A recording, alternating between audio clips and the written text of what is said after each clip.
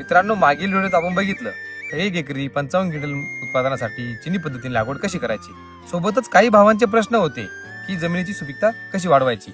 याकरिता मी काही टिप्स घेऊन आलेलो आहे. त्यातील पहिली टिप्स तर मका या पिकात युरियाचा खूप मोठा रोल आहे आणि त्याची गरज भागवण्याकरता आपण नायट्रोजनचा वापर करतो.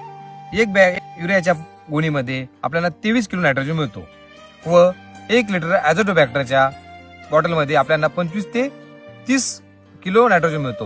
पण आपण मका पिकात जो युरिया देतो तो युरिया आपल्याला हा लगेच लागू होतो व काही दिवसांनी तो संपून जातो. पण ॲझोटोबॅक्टरच्या बॉटल मधला हा तो हवेतील नायट्रोजन स्थिर करून हा मुळाशी साठवतो, जमिनीत साठवतो व तो आपल्या पिकाला जसजशी गरज पडेल तसतसं दीर्घकालीन लागू होतो.